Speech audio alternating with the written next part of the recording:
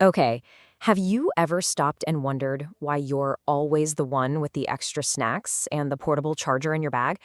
Or why some relationships just feel so easy while others, mm-mm.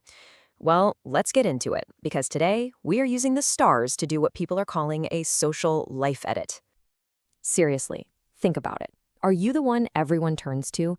That feeling of being the, designated caretaker, the planner, the person who just thinks of everything?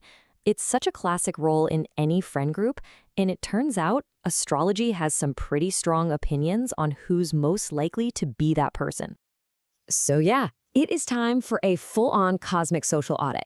And look, this is way more than just reading your daily horoscope. We're going to look at the roles we play, the connections we're making, and how we can use all this info to build way stronger, more authentic relationships. First up, let's talk about our friend groups. I mean, every circle has its own vibe, right? Its own unique dynamics, unspoken roles, and leaders. And according to what's trending, a few specific signs seem to be naturally wired to be the caretakers of the group. And here they are, the official moms of the friend group. According to the Every Girl, if you're Taurus, a Cancer, or a Virgo, congratulations, you're it. Does that surprise anyone? Or are you just sitting there nodding like, yep, that's me. I have 3 different kinds of band-aids in my purse right now. So let's talk about the why. These signs are seen as the anchor of the group. You're the one providing that super important emotional protection, that grounded energy, especially when a friend is going through what some are calling a confidence crunch. You know those moments, a big wave of self-doubt, maybe a career slump. You're that stabilizing force they need. And this just nails the next point. When you know this is your role, you can lean into your strengths. It's all about nourishing those friendships in ways that actually feel good to you. Maybe instead of a loud night at a bar, you host an admin night where everyone just hangs out and tackles their to-do lists together. It's still connection, just on your own terms. All right, let's shift gears a little bit. We're moving from the platonic to the romantic. Because for some of you, this winter isn't just about cozy nights in with a good book. It is officially soulmate season. So, who are the lucky signs? Well, the forecast is pointing to Gemini, Leo, Sagittarius, and Pisces.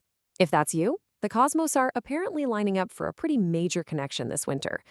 But that brings up a really, really important question.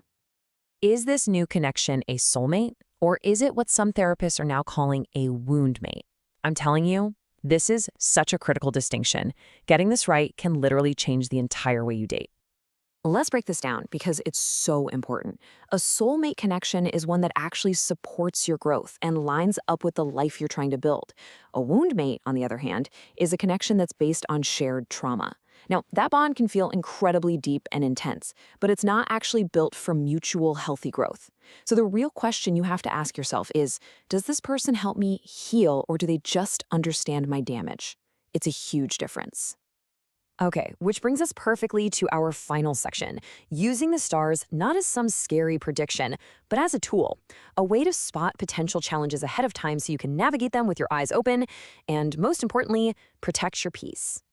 So the sources point out a few key things to watch for. For instance, when it comes to sexual compatibility, they flag pairings like earthy Capricorn with a fiery Aries. For commitment phobes, they point to freedom-loving signs like Sagittarius and Gemini. And for those who are drawn to that forbidden romance vibe, they say to keep an eye on the intense passion of a Scorpio or the dreamy idealism of a Pisces. Again, this isn't a rulebook. It's just a little heads up to pay attention to the dynamics you're in.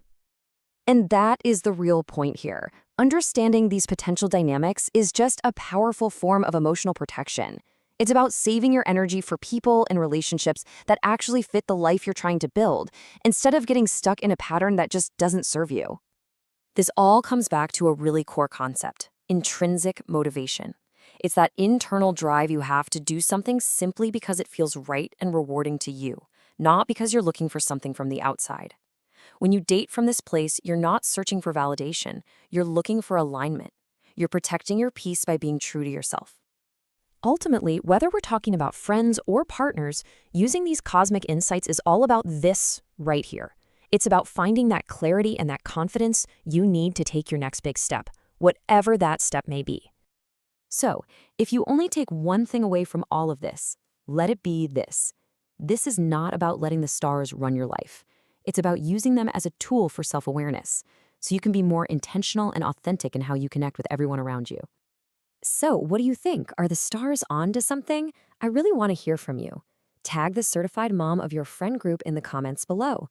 Or hey, if you're one of those lucky signs heading into soulmate season, let us know what you're hoping for. Thanks so much for tuning in to this cosmic audit, and I will see you next time.